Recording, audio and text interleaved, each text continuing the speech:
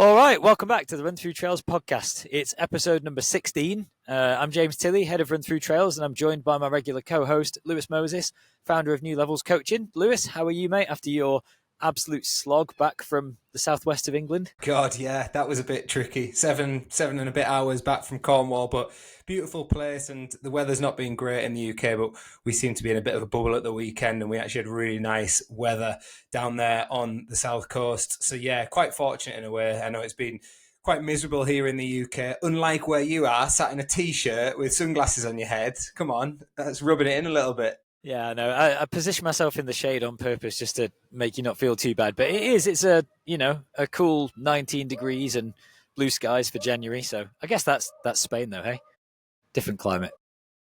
Yeah, I did notice with the Spanish athletes who were over at the Arc at the weekend, it was a bit of a shock for them, bless them. They were very, very wrapped up before the start of the race, stood in sort of 2-3 degrees, and it was sunny, it was lovely, but you could see that they were just not used to those temperatures and that mud.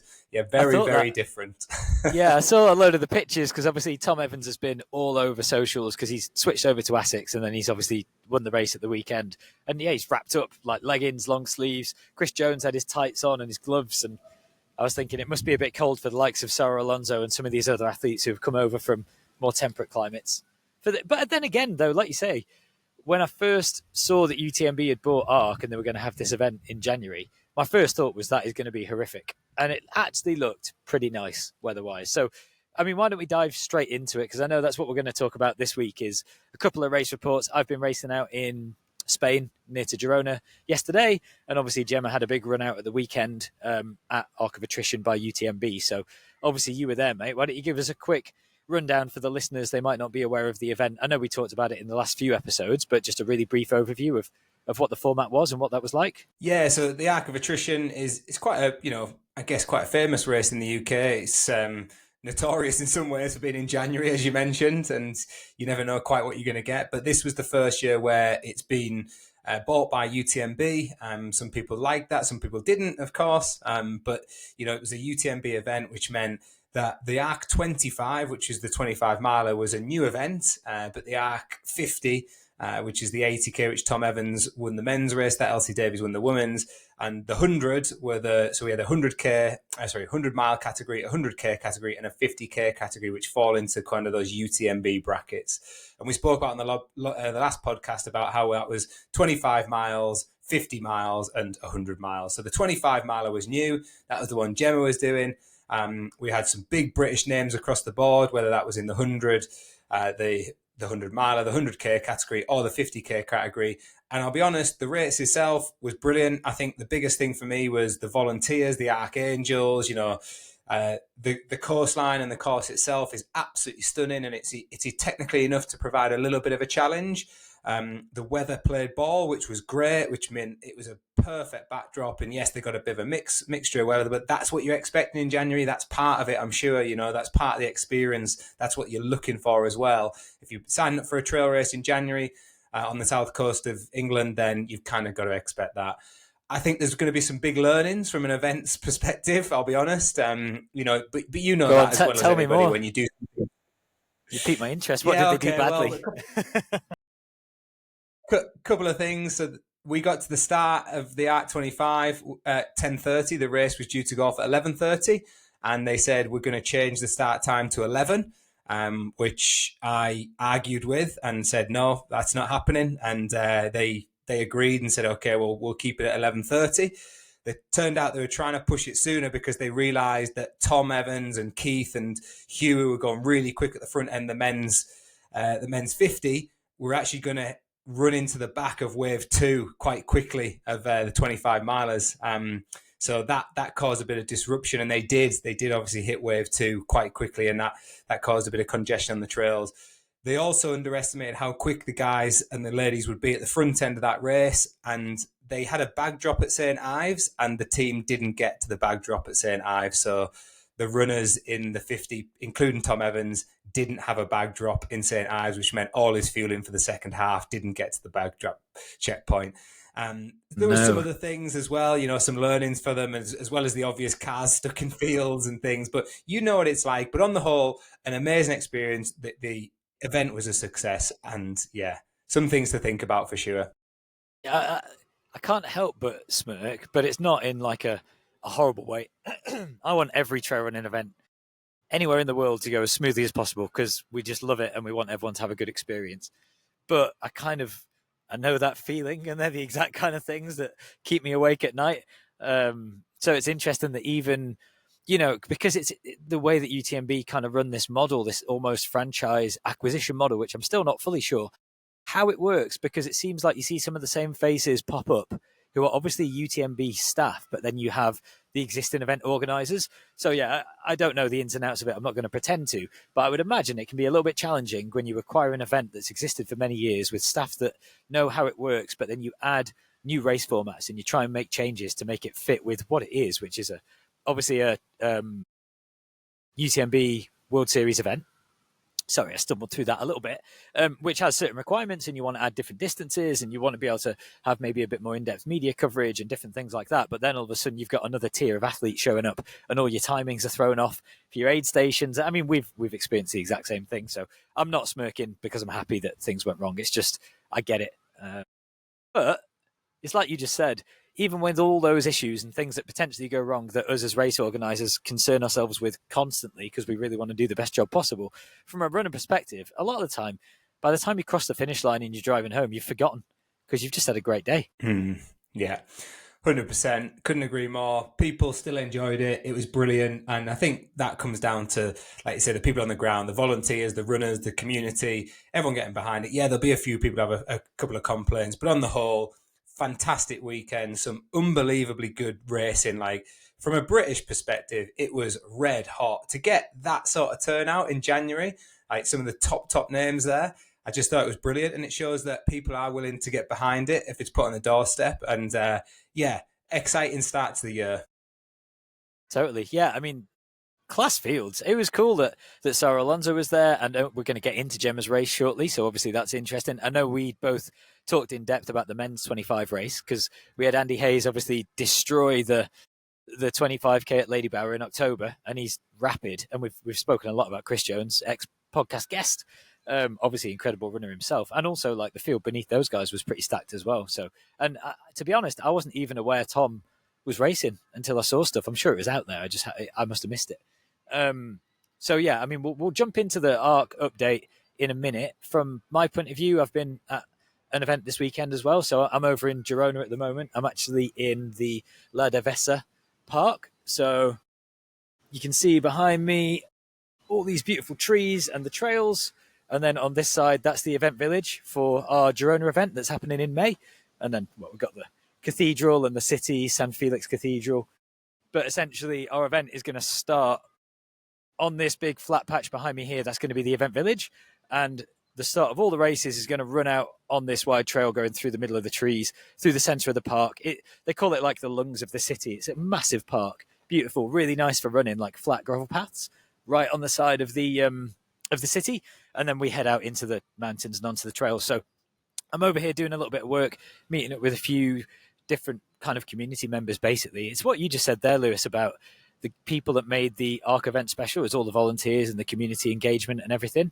And so for us, with the European global races that we're putting on this year, it's quite a challenge, really, to integrate with these communities abroad, because you've got language barriers. They've never heard of the brand. They don't know who you are. And you don't know necessarily how they're going to take a British event organizer coming to their town or city or resort and putting an event on. Generally, we've been received really positively because I think the trail running community is just very supportive, and it's just made up of people who love running, which is what we're all about anyway. So that's kind of why I'm here, to meet a load of different shop owners, group run leaders, people who operate various brands, and also to touch base with the guys from Classmark, which is kind of the established Girona event organizer. They do a lot of gravel cycling events, triathlon and trail races. So I came out and as part of the trip took part in the Costa Brava trail race yesterday. I ran in the 21K, but they also had the express race, which was a 14K, and the marathon, which was a 42K out in on the coast, about 40 minutes away. I stumbled then because I can't remember the name of the town. Palmosa? I want to say Palmosa. It's something pretty close to that. But yeah, stunning spot on the coast. Again, a coastal race, sandy coastal paths, bit of beach, a lot of wind, probably quite similar to Cornwall in some ways. And yeah, had a really good time and met a load of people out there as well. So I don't know, what do you want to do first? Should we go through Arc first or go through Classmark? What do you prefer? Yeah, I think I'd be keen to get your perspective on. Yeah, you recognise some similarities there between the two. You know, coastal, beach included, windy. But I'd be keen to get your perspective on, you know, the difference between what you see over there and at the Arc and how that race was set up. But also, you've touched on it previously on podcasts, like a little bit more of a community spirit. I've done some races in Spain, particularly road races, and they're very, very different to the ones over here, and they have a different feel. So yeah, I'd love to get your take on what it was like and what it felt like and what you feel like you could add as well as touching on your race within that. Yeah, so from an event perspective, I did a bit of a wander around, taking loads of pictures, trying to look at all the little details. How many weights have they got on marquees? Who's the timing provider? You know, trying to just kind of learn about what's going on. So we won't go too deep into that. From the general event point of view, the setup of the event village, the layout of the start finish, the way the course was marked, the kind of facilities that they had on site, really similar to what we do at RunThrough, to be honest. Like, they did free photographs, which is unusual, and it's something that we kind of pride ourselves on. They had chip timing with timing mats on the course. They didn't have any GPS tracking, but again, that's not a normal thing, especially for the shorter races. So that's to be expected. It's little things that you notice. Really nice little race bibs that you could fit on your shorts, like half the size of ours, which was a really cool takeaway and something that we're going to integrate, I think. But yeah, the experience was really smooth. Like, pre-race comms were great. Parking was right next to the event village, and the atmosphere was good. It wasn't a massive event. I haven't checked finisher numbers. I feel like there was less than 300 people in my race, if I had to put a number on it. Maybe there was like 500-600 people in the entire event, but I'd have to confirm that. So it felt like enough atmosphere, but not massive. There's loads of little things that obviously could be a bit better. There could have been more toilets. There could have been more food vendors. Kind of that standard runner experience stuff. But one thing that they did incredibly well was the course marking was excellent. I didn't have to look at my watch a single time. It was one of the best marked trail races, aside from RunThrough trail events, that I've ever taken part in, because the tape, the signs, the spray paint on roads and where appropriate, it was just marked so perfectly. And then the second half of the course, despite being a runner's nightmare because it was steps and sandy beaches, from like an aesthetic point of view and a unique point of view, was just incredible. Like, the coastline was amazing. You're running around castles on sandy, windy paths with techie little stairs going up and down. We went through a few pitch black tunnels, which was terrifying because you literally couldn't see the ground. So you like high step in through these tunnels in the dark, which was, again, maybe a safety concern, but from a uniqueness point of view, it was definitely memorable. And yeah, the volunteers and everyone were amazing. So no, they did a lot of stuff very similar to how we did it. I'd say it was an excellent event. I really enjoyed it, and I'd highly recommend it. And the Classmark team were so engaged. They were exactly like we would be. I saw them at 5 different points on the course. They were running with me, telling me how far second place was back. They were filming it on their phones. You could just tell, like, they just love it. So no, I had a great time. Really enjoyed it. It was a great event. Amazing. I noticed as well, you had a bit of different kit on. You were like you were today, all in black. What was that all about, eh? Yeah, it might be to do with some of the conversations I'm having over the next couple of days with a Girona-based brand, and I guess I was trying to get in their good books by getting their top on the podium. But we'll leave it at that. Otherwise, I'll give my secrets away. Nice. Yeah, I did notice it, and it's good that those things stand out, though, right? Because I looked at it, and obviously knowing you and knowing what you usually run in, and you kind of promoting it a little bit, and I thought, oh, that's nice. It's a nice touch. I did think it would be something to do with that. I wasn't sure if it might have been a podcast episode you had lined up out there or something, but yeah, it was a nice touch. Good work, Yeah. and obviously winning helped, right? I mean, it doesn't hurt. It was kind of the plan, is to come and have a good run. I know we said not to race it, and we'll get into like the kind of running of the race shortly. But I wanted to have a decent run at least, and just kind of, I just feel like it's a legitimacy thing. You don't need to be a good runner to be a race organizer. You don't need to be fast to be like respected in the community in any way. It's not relevant. But in terms of trying to get your name in front of people, to open doors, just have conversations to then try and spread a bit of word of mouth about our event, which is what I'm kind of here to try and do, and meet people and make some connections. It certainly doesn't hurt when everyone sees you on the Instagram and stuff that you've won the event, and that they're going to the next run group and having a chat and saying, oh, that's that James from RunThrough. Oh, they're doing that event in May. And maybe that gets us some more entries. Maybe that gets a few people to reach out to us and volunteer at the event. And maybe it just legitimizes us slightly as a brand, because it just shows actions speak louder than words. And I can say all day long, we live for trail racing, and the only reason we're here to put this event on is because Girona's amazing. We'd love to run on trails, and this is a great place to do it. We want to share it. But the best way to show that is to do it.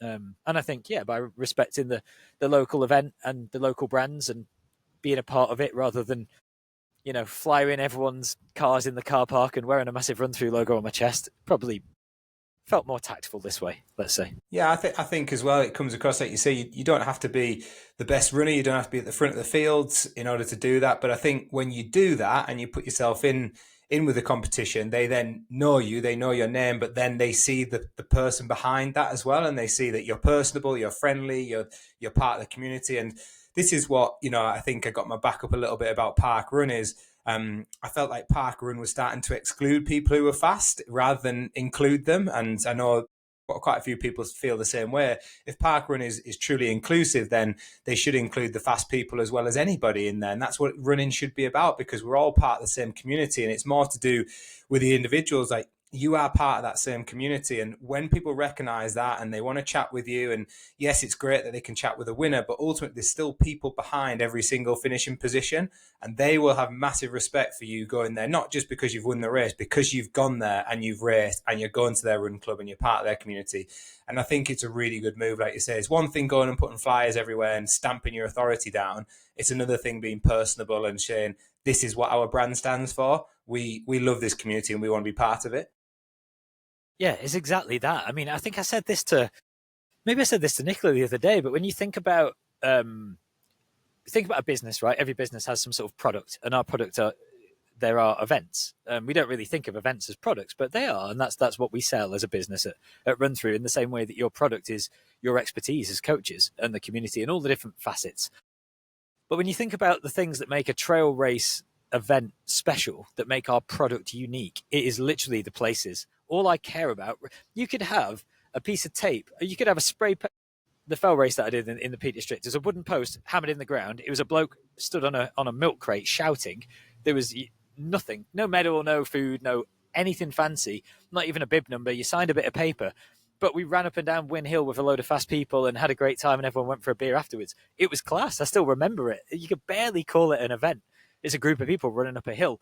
But the thing that makes the event special is the trails, the locations, the travel involved with it, which we talk about all the time, and just the spectacular places. No one owns that. We're lucky to be able to use that. And so when we come to these places and we put the events on, we are profiting from these stunning places. And we want to add value to that with the medals and the experience in the atmosphere and all the things that we can do to make that better, the photographs and whatever. But at the end of the day, the events don't happen without the places, and the places don't exist for us. We're just lucky to be able to use them. So I just think that's the mindset you need to have. 100%. Yeah. The places you go to, the people you see, the community you're involved with, like you say, we all get to appreciate that and look after it as well. And that's the big thing, I found with RunThrough Trails and hopefully similar event companies, is that they're trying to look after these trails. Yes, we go there and we compete, and the trails are getting a lot of foot traffic on them, but we be tidy, we're clean, we respect the trails, we respect people on them, and we're bringing active people who want to create an active lifestyle to those areas. And for me, there's nothing better than that.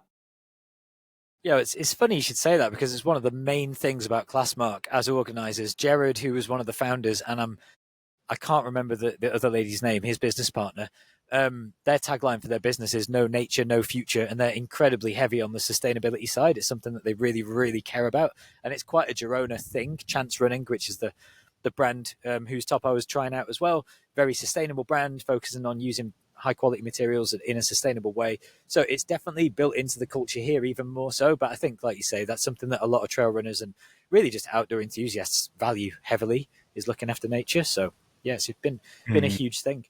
But in terms of the race, so obviously came into it. I have not raced since OCC because I've been injured. So this was never a race. We decided to fly out like 10 days ago or something. And I mentioned to you it was happening. So we said to kind of do it at like a 3 hour race effort, like a hard, steady run, tempo-ish kind of feel. It's a 21k race. It had about 600 meters of elevation gain. It was a mixture of like gravel, service roads, and then coastal path with stairs and sand. Last year it got won in about an hour and 33 minutes, so decent standard. And apparently it's kind of the premier distance of the three. From chatting to locals, it's the one that kind of gets more people. Like I said, there's a 14k and a marathon as well, but I think the half tends to see faster runners, I guess, is what people were saying. And yeah, route wise, it was class. There was no climb bigger than 100 meters. The first half really suited me because it was really flat and runnable trails, which was cool. And then the back half was just torture. It was up and down steps across deep sandy beaches, but there was some really unique bits. You know, when you're a kid and you go like searching for crabs and shells and stuff in little rock pools on the beach, it was like doing that. You're scrambling around through rock pools and little outcrops to get from cove to cove on the sand, and then coming up a set of stairs and then running a technical descent and then back onto the sand, trying to find the firm footing on the sand, of which there was none. It was horrible. And then all the way back around into the town to finish. But super unique, like really, really cool. I've not raced on sand before. Again, it's not really something I want to do, but I'll certainly remember it. But it was great. Really cool race. It sounds similar in some ways to down on the south coast, but very different in other ways. But I think it sounds, the word I'm looking for, or certainly I've taken from that, is unique. I think that's what makes these trail races stand out, when you can have something unique where it makes it memorable. And yeah, it's tough. Yeah, we like things to be tough, but when it's unique and it gives a bit of character, I guess, to the race, I think that's what makes things really special. And yeah, I certainly took that from Cornwall. It sounds like you've taken something very special from your trip out there as well, which is really cool.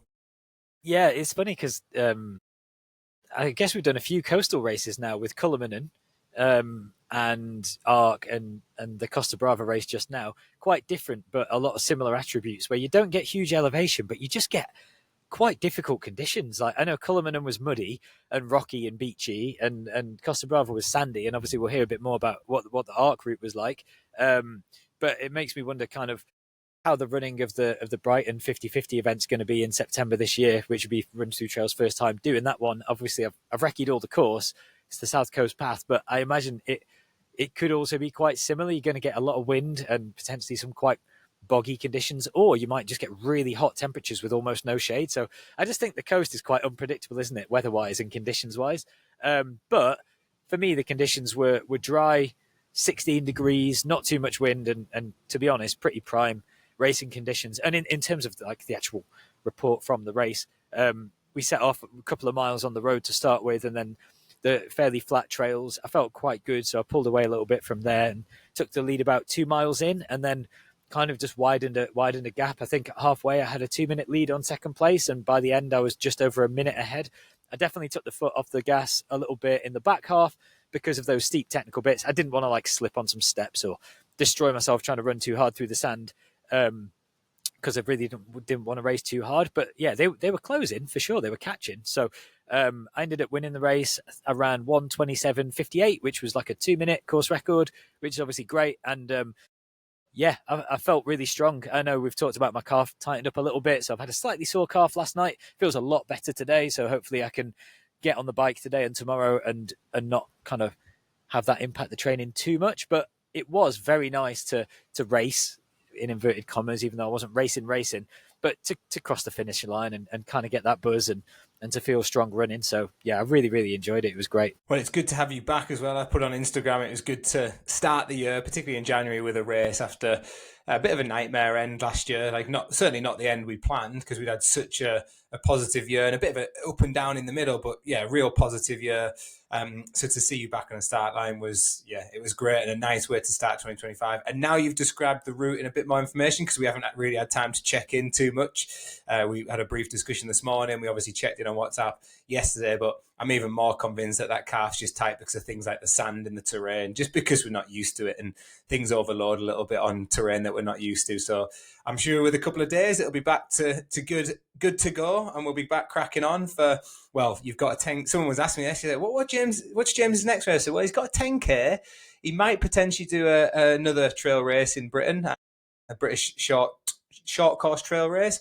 But yeah, obviously the big one coming in April. So yeah, a couple of things to come. But first things first, just get the body right, and then we crack back on. You're right. Sometimes you have to say it out loud, and then you think back and you're like, oh, I mean, it probably was that running up steps, which you never do, and then trying to sprint across soft sand, which you never do, both of which probably engage quite a lot of calf. So you know what, maybe it is just that. And there were definitely loads of sections in the first half of the race yesterday that I felt like I could have been at Canyons. Not that I know what Canyons course specifically looks like, but double wide, gravelly, sandy service roads with slight, 5% gradients up and down, fast runnable with sections of road. I was just thinking, this is perfect. This is exactly what it's going to be. And maybe that race that you've just alluded to as well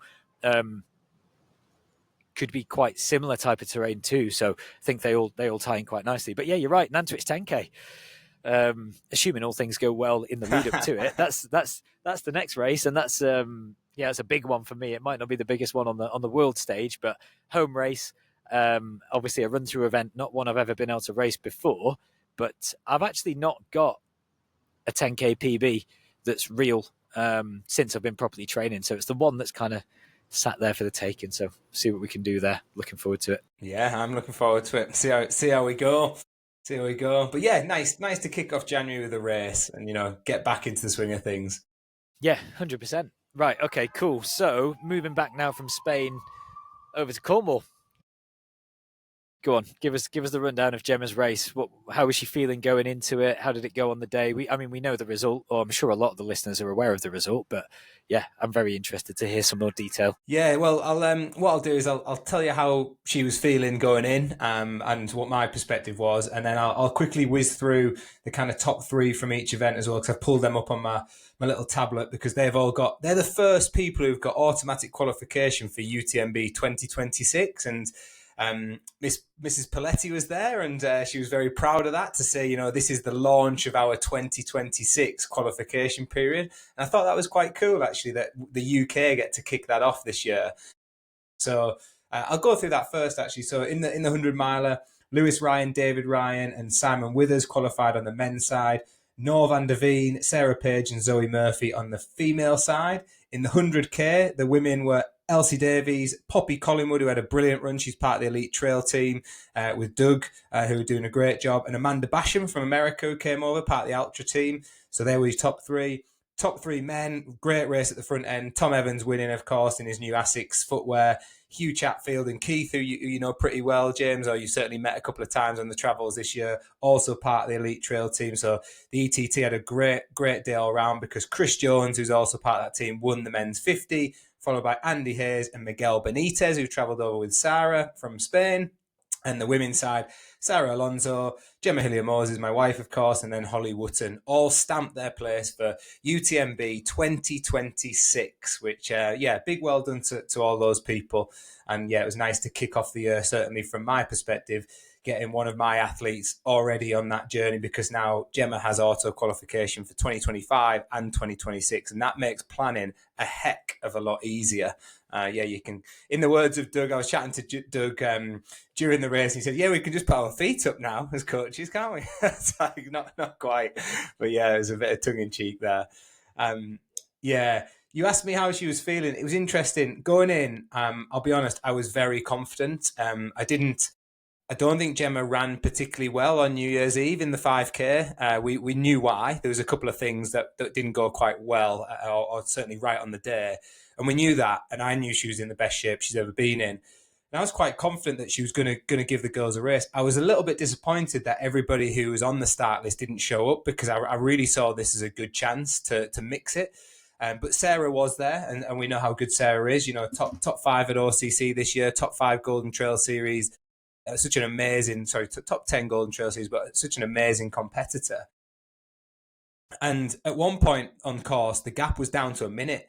And Sarah said herself after the race, she said she was screaming at her team, "Where's the elevation? Where are the hills? I need the hills. She's closing the gap on me." So, Sarah was slightly worried, which is, it's quite a compliment as well.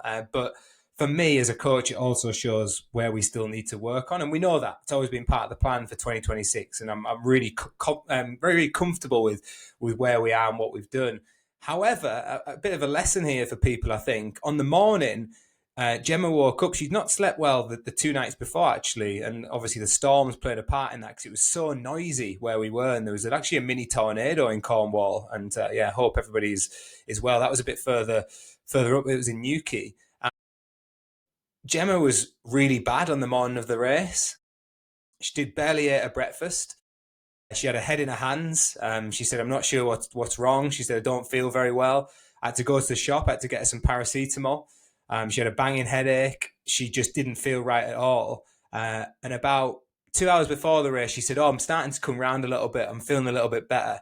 And I just said to her, "Do you remember that session where you got up and you didn't feel that well and you actually had a really good session?" I said, "That wasn't that long ago." And it actually timed with the time of the month that, isn't probably the best time for a female. Let's just say that without going into too much detail. So I said, "Look, this happens, and we've got to figure a way out of it. But let's just go off a little bit steadier than we were going to plan on doing. Let's just go off a little bit more cautious."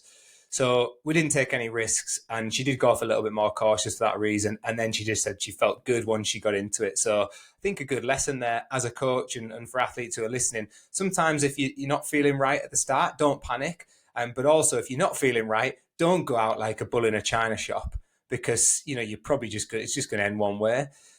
So yeah, it's an interesting question you threw at me there, James, because it shows what comes out on social media, isn't always as it seems behind the scenes.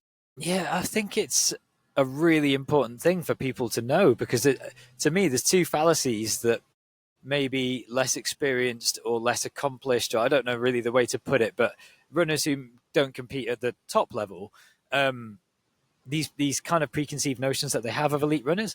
One of them is that they always go into races feeling amazing. They're always peaking, super fit, and they're ready to put on this amazing performance, which is never the case.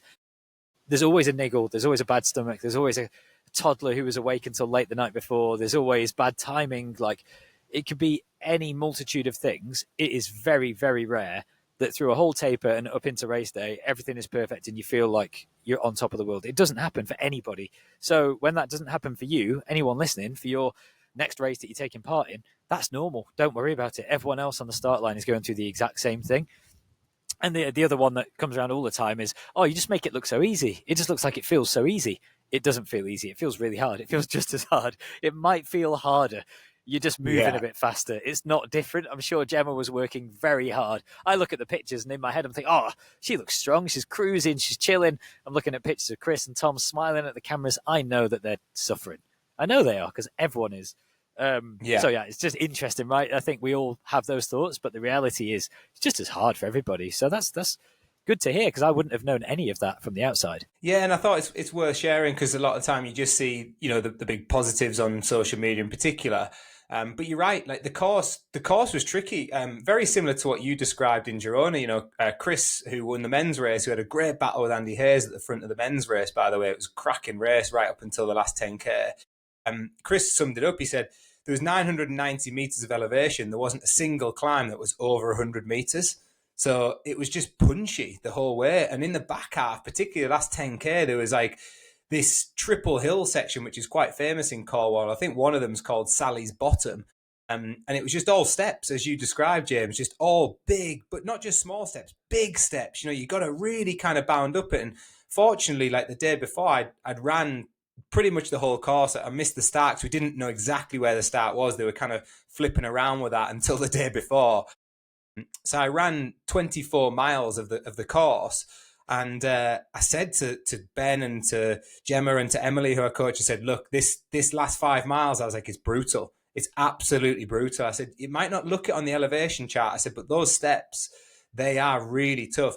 And that's actually where Sarah Alonso and Chris won the race. Now, Gemma actually finished really strong. I don't want it to sound like she didn't finish strong, because she was still making time up on the rest of the women's field. And she only lost a little bit of time to Sarah. But Sarah is such a good climber. that it played into her hands over the last 5 miles. But it also tells me that we still need to work on the climbing aspect of it. Despite thinking you're strong, despite thinking, I'm a good climber relative to everybody else. If you want to close that gap on the best in the world, you have to be a better climber. And Chris has done that really well over the last year. And that showed on Saturday. It's insane, that disparity. It's so hard to bridge. We've been talking about it for 2 years, and I still get to climbs, and I'm racing people who, on the flats and whatever, I'm comfortably pulling away from, and they're gaining loads of time. It's crazy. And I know Gemma's really made leaps and bounds, and she was a strong climber before. It was probably less of a glaring weakness for her, but relative to these top people, it is a different level. And especially when you think about Sarah, the type of races she does, I know now she's stepped up into 50Ks and longer stuff, but generally it was Golden Trail, and it's short, steep, punchy, lactate inducing climbs, and it sounds kind of like that's what they had at the end. And also the mental thing, if you think about this as well, I had the opposite experience. I'm going through the back half of the course yesterday thinking, I know these guys are closing on me because it's hilly and I'm slowing down and it's steps, and I just don't feel strong and smooth like I did at the start of the race. She's got the opposite. She's seeing the hill and thinking, oh, this is all me now. So she's also getting that mental confidence boost of, this is what I've been waiting for, and now it's my turn to pull away. So factor all those things in. It's not surprising that she pulled a few minutes back, but we're talking about minutes over a multiple hour race with one of the best in the world. I mean, it's impressive from Gemma. Yeah, it was definitely a best performance to date. We've had a couple of conversation reflections already about what could improve, of course, but I'm really happy from a coach's point of view of where we are at this time of year with the training that we've done, and I know what's to come, and I know that climbing is a big part of that now, like a huge part of that. But Chianti is also runnable, which is her next race, and we need to bear that in mind, that the legs need to be conditioned to handle that runnable terrain, because the hamstrings and the quads react differently to that runnable terrain. So we need to factor in that climbing. But one thing, it gave me a big tick in the box of, whether it's yourself, whether it's Gemma, whether it's some of the athletes I coach, Ben was in that race too, a big tick in the box of, are the runners that I'm working with fast enough? Yes, they are fast enough. You guys are as fast as some of the best runners in the world, if not potentially faster. That's the reality of it. On the flatter, more undulating terrain, she was closing the gap on Sarah, and Sarah was worried about that. But there's areas that we can still work on, and it's going to take time. You can't just do it overnight. It might take 2, 3, 4 years. Like that is the reality of it. But you have to start putting those hard yards in now to close that gap. But it's quite nice in a way, because you know where it is now. You know what that gap is. Absolutely. It gives you it was post Lake's uphill trial of like, Jesus Christ, I'm awful at running pure uphill steep stuff against these guys. So there's the huge gap. And then there's two ways to go about it. Gemma's decided to go longer in the mountains and focus on events like CCC, which have huge amounts of elevation. So undoubtedly, she needs to focus on being mega strong on the climbs, and plus a load of other stuff. And it's not that doesn't play into her strengths in any way, but that's sure that's what you guys are talking about and what you're thinking about. I know it is based on her plans through the summer and where she's going to be and all the stuff she's going to be doing. And for me, it's almost gone the other way a bit, where I'm like, I'm going to find races with a little bit less elevation, because I just think that's kind of what appeals and what suits me better, and I feel more motivated by that. So yeah, I think you can go either way. I even had Nicola say to me yesterday, is a flat trail race is a thing, because you should pretty much just be doing those, shouldn't you? And it's a shame, because they're not really. It's not really the point. All the cool ones are in the mountains, but maybe we just sniff out the flattest trail races in the world and go and hunt them down. But no, you're right. It's there's a lot to be gained there, but there's no doubt in a road marathon.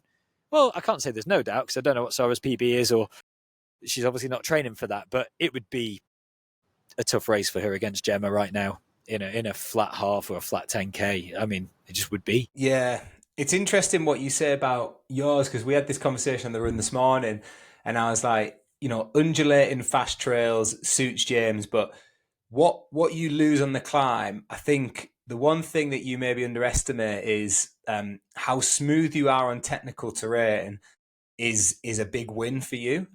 Not just how fast you can descend, but how smooth you are on technical terrain. And I think that's why when you go to these big mountain races, despite not being as good as a climber, you can still mix it. with the guys, because I think you're very efficient.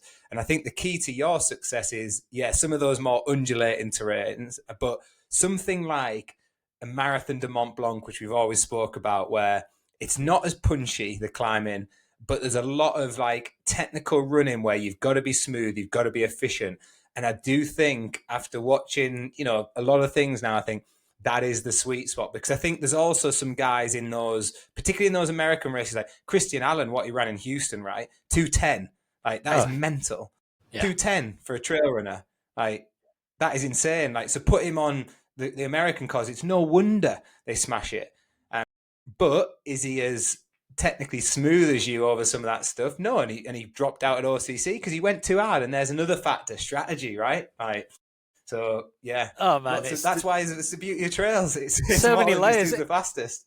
Exactly, it's not a physiology test. We say it all the time. I mean, there's lots of fast trail runners now. Not even now. Robbie Simpson, Chris Jones, Christian Allen, David Roach, even at the longer distances. And I'm probably missing a ton of people who have run. I mean, there's that guy who was racing in Cullerman and Sindre, the Norwegian guy who raced Mo Farah in World Champs at 5K on the track, and he's run like 13:40 or whatever. There's plenty of speed about, but like you say, it's linking it all together at the right time, peaking in the right way, finding the right event, mixing it with the fuel in, the technicality. Yeah, it is so interesting. I do think there's probably a course out there for everybody that fits their skills the best, and you can go one or two ways. You can try and find those routes to maximize your chance of success, or you can pick huge aspirational races that you're excited by, whether they suit you or not, and you can train for them. And I think that's what we did with OCC. That's what Gemma's doing with CCC. Or you can, like you say, I think if I went back to UTMB week in 2026, I'd love to do MCC or Marathon de Mont Blanc for the exact reasons you've just discussed. So it's cool. So many options out there. Well, here's one for you, James, which I found out from Benji. So Benji, if you're listening, thanks for getting in touch. But he volunteered at UTMB for a day last year, and he got his guaranteed entry to MCC as a result, with 40% off his ticket. So that's cool. If you're not going to be there at UTMB this year, get on the aid station, mate. See what it's all about. Get a bit of experience for RunThrough Trails, and stamp your ticket for MCC in 2026. Not a bad shout. Yeah. That's not actually a bad idea. I mean, we'll be swinging back through Sham after Engelberg, the RunThrough Trails event in Engelberg, to come and support Gemma anyway. So maybe I could just do that from an aid station. It wouldn't be bad, actually. I always talk about, I'm taking part in these races so that I can get the runner's experience. It's basically work, I'm putting myself through it. I'm learning how we can put on better events. But what I haven't done is a 12-hour shift through the night on an aid station. So maybe I should put my money where my mouth is and do that. I've actually also been speaking to my dad. I don't know if he's mentioned it to you, but he's quite keen to come out to Girona in May and run the shorter race. And that means he's free on the Sunday. So I might get him on a night shift on one of the aid stations as well. We'll see how that pans out. But yeah, that could be a good move. Yeah, it's in his It's in his calendar, yeah. But I think it's a really good message for people who are listening, and thanks to everyone, by the way, who's been saying they've been listening. It's really cool to go to these events and people say, "Oh, I'm listening to the podcast." Both this one and then you'll have us coaching more. But particularly in the trail world, a lot of people are engaging with this podcast. So I'm glad you're enjoying it, and glad you're not getting bored of us too. We do have guests lined up as well. But one thing Andy Hayes said to me at the weekend, he said exactly what you just said. He was like, yeah, at the moment, I'm just picking the races that suit me because I've got 18 months now to get ready for OCC. But in the meantime, I'm going to pick the races that suit. So he's going to go to Cullerman later on in the year, I think, because it suits him. Of course, and that's the beauty of trail racing. If you sat here and you're thinking there's maybe courses that suit me better, I want to try them, then that is the beauty of it. There's so many different options. And whether you're a female road runner who prefers the flat, or whether you're a male climber who loves spending hours on their feet, or whether you just like being out in the day, it might be that you're a couple who likes being out for hours and hours and hours, and it might be the longer stuff that you like. That is the beauty of it. There's so much variation out there. So don't just think because everyone else is doing one thing that I've got to go and do that as well. Find the stuff that you like or excites you. It just goes to show from this event I did this weekend, with all due respect to the Classmark guys, because now that I'm here and I'm aware of it and I'm speaking to people, they're massive. They're really well respected. The events are amazing. The website's super slick. They've been doing it for longer than RunThrough's existed. Like, they're fully established, legit. respected company. I'd never heard of it. Why would you? You know, they're not massive in the UK. People aren't flying out to necessarily take, but I'm sure some people are. I shouldn't say that. I just have. I'm sure some people are, but they're not a UTMB, right? They're not Golden Trail. They're not known by everyone. But it was a class event. I had a great time. It doesn't have to be these huge flagship events that everyone in the world has heard about. There's so many cool venues all around the world. And when you were just listing the different variations between courses and routes and events, when you start thinking about it, it is ridiculous because you've got day and night, you've got time of year, you've got type of trail surface, you've got conditions due to weather. Are you good in the heat? Are you good in the wet? Are you good at slogging through snow? Are you good at really long stuff? Are you good at really short stuff? Are you particularly good at fueling and events that's gonna factor more into as they get longer? Do you live at altitude, so you want to go high elevation? Do you live at sea level, so you want to stay nice and low? Do you like steep hills, long hills, short hills, loads of undulating hills, one huge hill? It's insane. There's so many ways you can kind of chop it up, and no matter what combination of factors you choose that is exciting to you, whether it suits you or not, you'll find a thousand events out there that fit into that category. And then you're probably going to see some cool places and meet some cool people along the way. So it's just class, isn't it? What a life to live. I love it. I love it. I love the community. I love traveling. I love seeing these places. I love getting to run them. It's a beauty of still being able to run. Like I ran the course the day before. That's great from a coaching perspective because it helps me, and it really helped with the last bit of planning. You know how meticulous we like to be with that, James, and felt like we got that dialed in again. But I also get to see some unbelievably good places. And I was just running along that coastal path thinking, I probably shouldn't be doing this because my ankle's not great and my hip's not great. But you know what? I don't give a shit. I'm really enjoying it. So I'm just going to do it. It looks stunning. The photos look class. I mean, Cornwall's beautiful. It's not somewhere I've spent much time at all.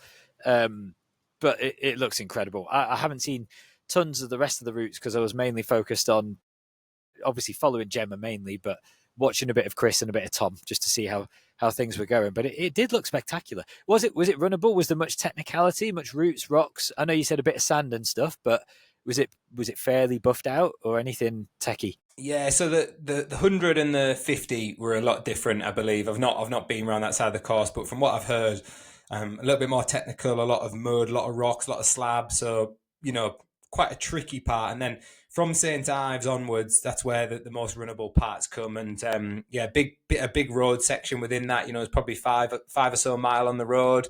There was a sand dune section which was really nice and runnable, quite soft sand, but yeah, quite quick. And yeah, the trail paths were more kind of single tracky but very runnable. They got a little bit muddy though, muddier on the Saturday than when I'd done the recce because we had a bit of rain through the night, and then obviously foot traffic made it very sloppy. So the 100 milers had gone through and just started to churn it up a little bit. So it got a little bit sloppier on the Saturday afternoon, which I think made it a little bit more challenging. But on the whole, very runnable, very enjoyable.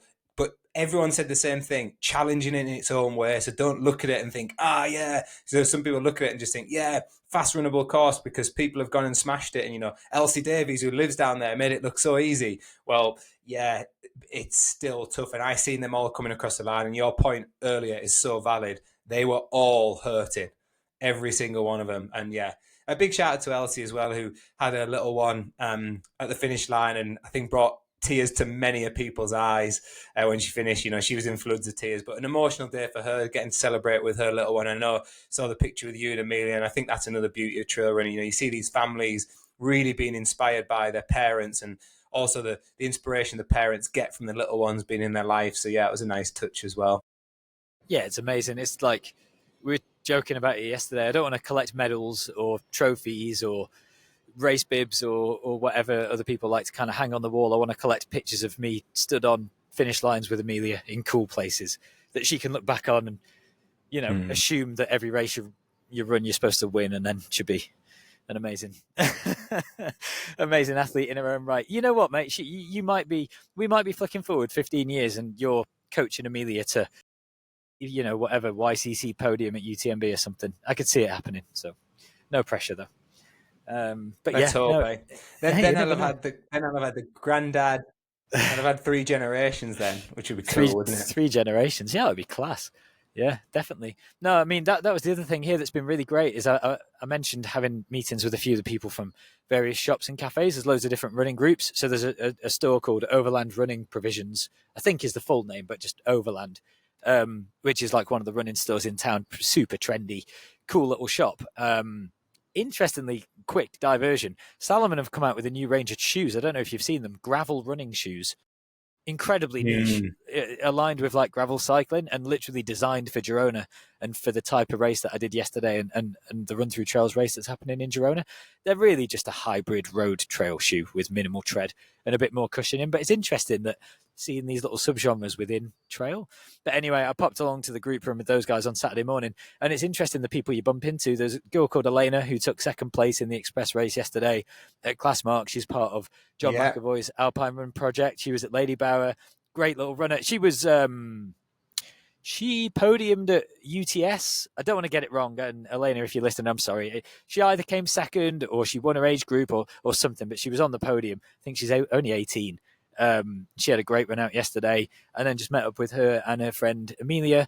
Amelia also, I think, maybe 18, 19. She had a great run out at YCC at UTMB. Those guys went out, and she actually just gave a bit of an interview and talk at the National Running Show on stage yesterday, which is really cool. So those guys are going out, handing out flyers and run through trail stickers for me today, which is class. And going to meet up with John as well. So got chatting to them at the group run, and then also bumped into Chelsea, who we're going to have on as a podcast guest next week, hopefully. So that podcast should come out about a week or two after this one. Chelsea Creek, she's one of the Elite Trail team members, teammates with Chris and coached by Doug and those guys. So yeah, it's such a small world was my point. You go to these random places and a load of familiar faces rock up and they've all kind of heard of the same people, and it's just really nice. It's so cool. Yeah, I noticed Elena had a great run. I think she's coached by somebody in Girona, I believe. I think that might be the connection there. I know she's part of the Alpine Run project, and Amelia's been having an unbelievable year, since almost kicking my backside up that first climb in ETC, which was an unbelievable run. She became national cross country champion this year, which was amazing. She runs for Salford over there over in Manchester, and she's having some great success. So big shout out to John and the team at the Alpine Run Project, who are doing great things, not just for the front end as well, but for diversity, inclusion, community, all those keywords which are so important with the trail community. And then, you mentioned Chelsea, and I think Chelsea I want to say she did Chianti last year, so keen to pick her brains a little bit on the podcast about that. And again, shows that all the connections, all the dots connecting. I think Chelsea had a really good run out there last year, so I'd be keen to find out a little bit more from her on Chianti, which is fast approaching because that comes around in March. Nice. Yeah, I think you never know what to say when you're chatting to athletes because you don't know what's out and what's not or whatever. But I know she's looking at some Golden Trail stuff, and I believe she's running OCC this year. But I mean, we'll ask her when we get her on. And you know what? Even just thinking about it, we should chat to John, Elena, and Amelia, because it is like, I know the sort of buzzwords of diversity, inclusivity, whatever, but like these young girls who are road runners, track runners, getting out onto the trails, performing unbelievably and kind of coming out to these cool places, having these life experiences. It'd be great to get them on and get a completely different point of view because, 18-year-olds are, I mean, we're twice their age. It's weird. It's kind of, it's crazy. They're just starting out on their trail running journey and already having massive success. So no, it'd be cool to chat to those guys and see what it's like from their perspective, because whole new world for them. But yeah, mate, loads going on. What else have you got coming up over the next couple of weeks? Is there any?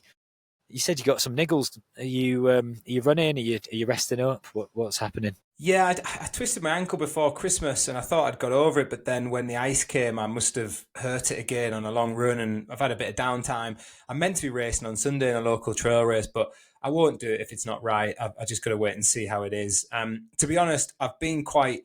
I was quite fortunate that I was able to get a bit of running in prior to Christmas and get that 5K in. But coaching's become such a big part again. We had a bit of a quiet spell, but the races are coming so thick and fast that, I will continue to train, but now the very much the coaching comes first. So it'll be, training whilst coaching and keep myself fit and healthy. But my races now take a bit of a backseat. It's like, I'll do them and I want to do well in them, but my coaching comes first. So fit, healthy, and make sure I don't do anything silly. And got lots of races to focus on. We're actually chatting to the Alpine Run Project, slight side note, but something that we are doing. We're looking at a bit of coaching mentorship for their youngsters as well, which I think is so exciting. These people wanting to become young leaders, young coaches. So we're doing a bit of work with them. We're in talks with them at the minute, and hopefully we can get that launched this year. So that's a bit of a side project. Again, I don't want to say too much more because it's not off the ground yet, but fingers crossed it will be. We can make that work, because I'd love to inspire that next generation of coaches as well. Not everybody's made to be an athlete, and not all the best athletes make unbelievably good coaches. So hopefully we can find some coaches within that group as well, and bring them through with a bit of tutoring. So yeah, really looking forward to that as well. Nice. Yeah, that folds nicely into the RunThrough Trail mission statement of inspiring you through every step of your journey. And I think that ties into pretty much everything we've been talking about and a lot of the stuff that you do.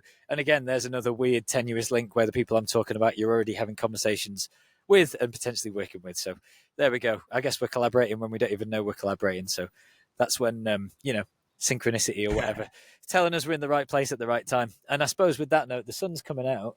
I've got some stickers to put up and some leaflets to hand out. I'm sure you've got a lot of work to do in sunny Loughborough. So I think I'll probably let you go, mate. And I'll reach out to Chelsea. We'll get her locked in at some point in the next couple of weeks. So you guys can expect that podcast coming soon, which will be really cool to hear about her plans and her experiences being out here in Girona training and what she's going to be up to next year. And I think at some point, again, maybe post Chianti, we'll have to get Gemma back on because we talk so much about her racing. It'd be nice to hear it from her, because I know she has different ways of thinking about stuff than we do a lot of the time. So yeah, it's great to have Gemma back on, I think. So we need to line that up as well. Sounds good. Well, thanks again, mate. And yeah, good. Glad to hear things are improving from yesterday with the calf. A little bit of a scare, but well done on the win. But yeah, shame I couldn't be there to enjoy the sunshine, but we will be back out at plenty of races in 2025 to enjoy together. And it was nice to see another, like you say, another podium picture with you and Amelia popping up. Yeah, exactly. We're a bit out of sync this year. I don't know how many we're actually going to end up kind of linking up on, because I know we're racing at the same time in April when you're doing your Yorkshire Three Peaks, and I've got Canyons, and Kieran also has London same day. Is it London Marathon Day maybe? So yeah, we'll have to see. And you guys are heading out to Gran Canaria in a bit, but there's plenty of opportunities, so I'm sure we'll work it out. But yeah, no, pleasure as always, mate. Lovely to chat to you. Really glad. I mean, let's touch on, was it Emily and Ben who also ran? Assuming that they had good runs, should we give them a little shout out? How did those guys get on? Yeah, I kind of mentioned them within the kind of when we chatted about the course and strategy and things. But Emily absolutely ran out of her skin. Finished 8th in the women's race in the 50, which was a big performance for her, bless her, and well inside her target time. So she was made up, and testament to the hard work she's put in. We've been working together since after OCC. So well done, Emily. Yeah, and she had a big support crew out there. It was great to meet her family. And Ben was, this close to pulling off a really good race. He was in a battle with Sarah, and he was ahead of her at one point. He got away from her on the runnable sections. He had about a minute lead. But unfortunately, just the climbs caught up with him towards the end. He's still learning the trail, still learning the feel of that. And he brings a lot of speed to the event. So it feels very easy to him to start off with.